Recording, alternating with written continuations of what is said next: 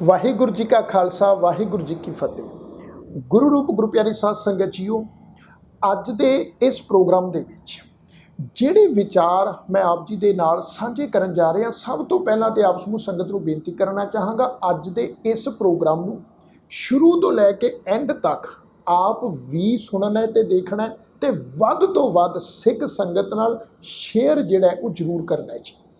ਕਿਉਂਕਿ ਆ ਤੁਸੀਂ 2-3 ਦਿਨ ਪਹਿਲਾਂ आप खुद टीवी के उपर सुनिया होगा, श्री दरबार साहब मंजी हाल तो मंजी साहब की जी स्टेज आ उत्थे श्री दरबार साहब के ग्रंथी सिंह ज्ञानी अमरजीत सिंह जी होना ने कथा की ते उन्होंने कथा दे विच जिहड़ी विचार एक भंबल पुसे वाली एक कंट्रोवर्सी वाली अते गुरमत सिद्धांतां दा कान करदियां होया संगत विच रखी, जिहदा अजकल सोशल मीडिया के उत्ते उन्हां दी कथा दा क्लिप भी जिहड़ा है वो बड़ा वायरल हो रहा है। शायद आप जी ने सुनिया होगा। दी मृत्यु होई ते फिर औरंगजेब दी थां ते औरंगजेब दे 2 पुत्रां विच जंग होया ते महाराज ने बहादुर शाह दी मदद करके कलंगियां वाले ने उन्होंने राज दिता। ये भी इतिहास विच प्रसंग आउंदा भी बहादुर शाह जिहड़ा सी पिछले जन्म विच गुरु अर्जन देव जी दे समय एक धोबी सी ते इत्थे हरमंदर साहिब सरोवर दी कार सेवा विच एक दिहाड़ी बिना पैसे लए उन्हें सेवा कीती सी, जिस करके उहदा अगला जन्म बादशाह वाला होया। ऐसियां जिहड़ियां कच घड़ कहानियां ने साध संगत, ये अज पहली बार नहीं, मैं बेनती करना चाहांगा, अक्सर ही जिहड़ा वा श्री दरबार साहब मंजी हाल तो मैं समझदा तुसीं देखो भी मंजी साहब दी जिहड़ी वो स्टेज आ मंजी हाल वाली किड्डी वड्डी साडी सिख कौम दी इंटरनैशनल स्टेज आ, इंटरनैशनल स्टेज ते उस मंजी साहब दी स्टेज तो अक्सर ही कई अजीहे जिहड़े प्रचारक आ वो कच घड़ियां कहानियां जिहड़ियां वा जिहड़ियां कहानियां इतिहास अते गुरबाणी दी कसवटी उत्ते गुरमत सिद्धांतां दी कसवटी ते खरियां नहीं उतरदियां अते गुरमत सिद्धांतां दा कान करदियां सिख संगत नूं भंबल भूसे विच पाउण वालियां जिहियां कहानियां जिहड़ियां वा वो आपू बणियां होईयां जिहड़ियां कहानियां ने इस संगत विच प्रचार दिंदे आ। पर एक किड्डी वड्डी अफसोस की भी गल आ भी अगे स्रोते भी जिहड़े सुनन वाले आ, कोई उन्हां स्रोतियां विचों भी कोई उठ के अजीहे जिहड़े आ प्रचारक इन्हां नूं कोई पुछण वाला नहीं आ भी भाई साहब आ किहड़ी कहानी तुसीं संगत विच सुनाई आ जिहदा गुरमत सिद्धांत नाल भी कोई मेल नहीं आ, जिहड़ी कच घड़ आपू बनी कहानी आ ते ये जिहड़ियां कहानियां ने ये प्लीज़ कृपा करके तुसी संगत विच ना सुनाया करो। जे कोई गल करनी कोई गुरमत सिद्धांत की गल करो, कोई गुरबाणी की गल करो, जे कोई इतिहास सुनना है तो वो इतिहास सुनाओ ना जिहड़ा इतिहास गुरबाणी की कसवटी ते भी पूरा उतरदा है। कोई इन्हां नूं पुछण वाला नहीं जे, कोई इन्हां नूं पुछे तो सही भी भाई साहब जी तुसीं कहंदे भी बहादुर शाह पिछले जन्म च धोबी सी, जे वो धोबी सी फिर उहदा जिहड़ा बाप आ औरंगजेब वो कौन होया जी? औरंगजेब बहादुर शाह तो पहला दिल्ली का बादशाह बने, फिर उहदा बाप की सी जी पिछले जन्म दे विच? फिर जहांगीर जिहड़ा बादशाह दिल्ली के तख्त ते बैठा है, पहला गुरु अर्जुन देव पातशाह जी नूं वो शहीद कराउण दे ऑर्डर दिंदा वा, बाद विच उही जहांगीर बादशाह 6वें पातशाह गुरु हरगोबिंद साहिब पातशाह जी नूं जिहड़ा श्री अकाल तख्त साहिब ते दरबार साहिब आके अपनी नूरजहाँ बेगम दे नाल वो मिलदा भी आ है। वो जिहड़ा जहांगीर बादशाह वो पिछले जन्म दे विच की सी जी? फरखशीर बादशाह पिछले जन्म दे विच की सी? ऐसियां जिहड़ियां कच कड़ियां कहानियां ने वो भाई साहब जी मेहरबानी करो ना सुनाया करो। आ कुछ दिन पहला श्री दरबार साहब इसे ही मंजी साहब की स्टेज तो आ जिहड़े ज्ञानी जगतार सिंह जी किड्डी वड्डी इन्हां दी पोस्ट आ श्री दरबार साहब विच हैड ग्रंथी की पोस्ट आ, वो जिहड़े आ वो श्री दरबार साहब की स्टेज तो ही जिहड़ा संगत विच भंबल भूसे वाली वो जिहड़ी विचार रख रहे आ भी गुरु अमरदास महाराज सच्चे पातशाह जी की जिहड़ी पावन अमृतमई बाणी आ जी। देखो जी संगत जी उहदियां 40 पौड़ियां वा, पर अखीरलियां जिहड़ियां 2 पौड़ियां 2 अखीरले शब्द आ जी वो गुरु रामदास साहब का एक शब्द उच्चारण किया होया, एक जिहड़ा शब्द एक जिहड़ी लास्ट वाली पौड़ी आ वो गुरु अर्जुन देव पातशाह की उच्चारण की हुई है जी। तो ये इतिहास विचों सानूं मिलदा है। भाई पुछण वाला कोई होवे किहड़े इतिहास विचों जी? जिहड़ा कवि संतोख सिंह जी उन्होंने लिखिया इतिहास देखो, भाई कवि संतोख सिंह जी जिहड़े ਜਿਹੜੇ ਉਹ ਇਤਿਹਾਸ ਲਿਖ ਕੇ ਗਏ ਆ, ਜਾਂ ਗਿਆਨੀ ਗਿਆਨ ਸਿੰਘ ਉਹਨਾਂ ਨੇ ਤਵਾਰੀ ਗੁਰੂ ਖਾਲਸਾ ਲਿਖਿਆ, ਜਾਂ ਸਰਦਾਰ ਰਤਨ ਸਿੰਘ ਜੀ ਭੰਗੂ, ਸਭ ਤੋਂ ਪਹਿਲੀ ਗੱਲ ਤਾਂ ਇਹ ਆ, ਸਾਰੇ ਜਿਹੜੇ ਪ੍ਰਚਾਰਕ ਆ ਉਹ ਇਹ ਗੱਲ ਭਲੀ ਭਾਂਤ ਜਾਣਦੇ, ਸਾਡੇ ਜਥੇਦਾਰ ਵੀ ਇਹ ਗੱਲ ਭਲੀ ਭਾਂਤ ਜਾਣਦੇ, ਸਾਰੇ ਗਿਆਨੀ ਜਿਹੜੇ ਕਥਾਵਾਚਕ ਇਹ ਗੱਲ ਭਲੀ ਭਾਂਤ ਜਾਣਦੇ ਆ ਵੀ ਇਤਿਹਾਸ ਜਿਹੜਾ ਲਿਖਿਆ ਹੋਇਆ ਉਹ ਇਤਿਹਾਸ ਵਿੱਚ ਬੜੀਆਂ ਤਰੁੱਟੀਆਂ ਵਾ, ਉਸ ਇਤਿਹਾਸ ਵਿੱਚ ਬੜੀ ਰਲਗੜ ਹੋ ਚੁੱਕੀ ਆ, ਅਤੇ ਉਹ ਇਤਿਹਾਸ ਗੁਰੂ ਸਾਹਿਬਾਨਾਂ ਵੱਲੋਂ ਨਹੀਂ ਲਿਖਿਆ ਹੋਇਆ। ਜੇ ਅੱਜ ਸਾਡੇ ਕੋਲ ਕੋਈ ਪ੍ਰਤੱਖ ਪ੍ਰਮਾਣ ਹੈ, ਕੋਈ ਕਸਵੱਟੀ ਹੈ, ਤੇ ਉਹ ਕੇਵਲ ਤਾਂ ਕੇਵਲ ਧੰਨ ਧੰਨ ਗੁਰੂ ਗ੍ਰੰਥ ਸਾਹਿਬ ਸੱਚੇ ਪਾਤਸ਼ਾਹ ਦੀ ਪਾਵਨ ਅੰਮ੍ਰਿਤਮਈ ਬਾਣੀ ਹੈ। ਜਿਹੜਾ ਇਤਿਹਾਸ ਗੁਰੂ ਸਾਹਿਬ ਦੀ ਪਾਵਨ ਬਾਣੀ ਦੀ ਕਸਵੱਟੀ ਤੇ ਪੂਰਾ ਉਤਰਦਾ ਭਾਈ, ਉਹੀ ਸੰਗਤ ਵਿੱਚ ਅਸੀਂ ਸੁਣਾਈਏ। ਕਿਉਂ ਅਸੀਂ ਰਲਗੜ ਕੀਤਾ ਹੋਇਆ ਇਤਿਹਾਸ, ਬ੍ਰਾਹਮਣਵਾਦੀ ਵਿਚਾਰਧਾਰਾ ਨੂੰ, ਕਰਮਕਾਂਡੀ ਵਿਚਾਰਧਾਰਾ ਨੂੰ ਜਿਹੜਾ ਫੈਲਾਉਣ ਵਾਲਾ ਜਿਹੜਾ ਇਤਿਹਾਸ ਹੈ, ਅਸੀਂ ਸੰਗਤ ਵਿੱਚ ਰੱਖ ਰਹੇ ਹਾਂ। ਕਵੀ ਸੰਤੋਖ ਸਿੰਘ ਜੀ, ਭਾਈ ਸੰਤੋਖ ਸਿੰਘ ਜੀ, ਉਹ ਸਿੱਖ ਹੋਏ ਆ, ਉਹ ਆਪ ਗੁਰੂ ਨਹੀਂ ਹੋਏ, ਗੁਰੂ ਸਾਹਿਬਾਨਾਂ ਨੇ ਇਤਿਹਾਸ ਨਹੀਂ ਲਿਖਿਆ। ਅਸੀਂ ਸੰਗਤ ਦੇ ਵਿੱਚ ਕਿਉਂ ਇਹ ਗੱਲਾਂ ਕਲੀਅਰ ਨਹੀਂ ਜੇ ਕਰਦੇ? ਕਿਉਂ ਇਤਿਹਾਸ ਜਿਹੜੇ ਜਿਸ ਇਤਿਹਾਸ ਦੀ ਅਸੀਂ ਗੱਲ ਕਰਦੇ ਨੇ ਵੀ ਇਤਿਹਾਸ ਵਿੱਚ ਆ ਲਿਖਿਆ, ਇਤਿਹਾਸ ਵਿੱਚ ਲਿਖਿਆ, ਕਿਉਂ ਨਹੀਂ ਸ਼੍ਰੋਮਣੀ ਗੁਰਦੁਆਰਾ ਪ੍ਰਬੰਧਕ ਕਮੇਟੀ ਕਿਉਂ ਉਪਰਾਲਾ ਨਹੀਂ ਕਰਦੀ ਵੀ ਇੱਕ ਵਿਦਵਾਨਾਂ ਦੀ ਕਮੇਟੀ ਬਣਾ ਕੇ ਜਿੰਨਾ ਵੀ ਇਤਿਹਾਸ ਹੈ ਉਹ ਸਾਰੇ ਇਤਿਹਾਸਕ ਗ੍ਰੰਥਾਂ ਨੂੰ, ਇਤਿਹਾਸਕ ਕਿਤਾਬਾਂ ਨੂੰ ਇਕੱਠਾ ਕਰਕੇ ਉਸ ਇਤਿਹਾਸ ਨੂੰ ਅਸੀਂ ਕਿਉਂ ਨਹੀਂ ਸੋਧ ਲੈਂਦੇ?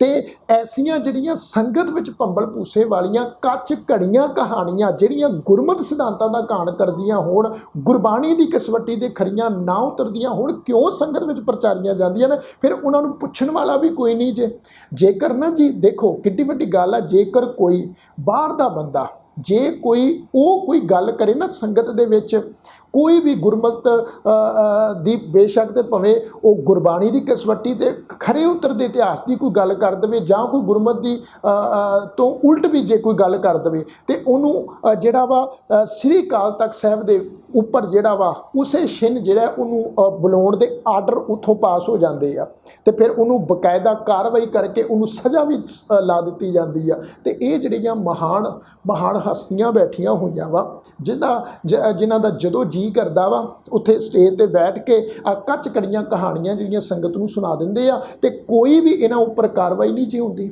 ਕੋਈ ਇਹਨਾਂ ਨੂੰ ਪੁੱਛਣ ਵਾਲਾ ਨਹੀਂ, ਨਾ ਸੰਗਤ ਵਿੱਚੋਂ ਕੋਈ ਸਰੋਤਿਆਂ 'ਚੋਂ ਕੋਈ ਇਹਨਾਂ ਨੂੰ ਪੁੱਛਦਾ ਵਾ, ਤੇ ਨਾ ਹੀ ਜਿਹੜੇ ਆ ਸਾਡੇ ਥਾਪੇ ਹੋਏ ਸਾਡੀ ਸਿੱਖ ਕੌਮ ਦੇ ਜਿਹੜੇ ਜਥੇਦਾਰ, ਨਾ ਕੋਈ ਉਹਨਾਂ ਦੇ ਵਿੱਚੋਂ ਕੋਈ ਪੁੱਛਣ ਵਾਲਾ ਵਾ ਵੀ ਤੁਸੀਂ ਭਾਈ ਗੁਰਬਾਣੀ ਦੀ ਵੀ ਇੱਕ ਪਾਸੇ ਬੇਦਬੀ ਕਰੀ ਜਾਂਦੇ ਹੋ, ਦੂਸਰੇ ਪਾਸੇ ਤੁਸੀਂ ਕੱਚ ਘੜੀਆਂ ਕਹਾਣੀਆਂ ਸੰਗਤ ਨੂੰ ਸੁਣਾਈ ਜਾਂਦੇ ਹੋ। ਭਾਈ ਕਿਉਂ?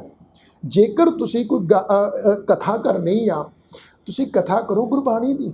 ਹੁਣ ਕਿੱਡੀ ਵੱਡੀ ਸਟੇਜ ਆ, ਇੰਟਰਨੈਸ਼ਨਲ ਸਟੇਜ ਆ ਮੰਜੀ ਸਾਹਿਬ, ਤੇ ਭਾਈ ਉਸ ਸਟੇਜ ਦੇ ਉੱਤੇ ਬੈਠ ਕੇ ਕੱਚ ਘੜੀਆਂ ਕਹਾਣੀਆਂ ਸੁਣਾਈ ਜਾ ਰਹੀ ਆ ਜੀ। ਵੀ ਦੇਖੋ ਵੀ ਬਹਾਦਰ ਸ਼ਾਹ ਜਿਹੜਾ ਜੇ ਉਹ ਪਿਛਲੇ ਜਨਮ ਦੇ ਵਿੱਚ ਧੋਬੀ ਸੀ, ਗੁਰੂ ਸਾਹਿਬ ਦੀ ਅਸੀਸ ਦੇ ਨਾਲ ਜੇ ਉਹਨੂੰ ਜਿਹੜਾ ਵਾ ਬਾਦਸ਼ਾਹਤ ਮਿਲੀ, ਤੇ ਫਿਰ ਉਹ ਬਹਾਦਰ ਸ਼ਾਹ ਜਿਹੜਾ ਹੈ ਬਾਦਸ਼ਾਹ ਬਣਨ ਤੋਂ ਬਾਅਦ ਬਾਬਾ ਬੰਦਾ ਸਿੰਘ ਬਹਾਦਰ ਜਿਹੜਾ ਸਾਡੀ ਸਿੱਖ ਕੌਮ ਦਾ ਮਹਾਨ ਯੋਧਾ, ਮਹਾਨ ਜਰਨੈਲ ਹੋਇਆ, ਜਿਹਦਾ ਹੁਣੇ ਸ਼ਹੀਦੀ ਦਿਹਾੜਾ ਵੀ ਜਿਹੜਾ ਹੈ ਉਹ ਕੌਮ ਦੇ ਵੱਲੋਂ ਮਨਾਇਆ ਗਿਆ ਹੈ।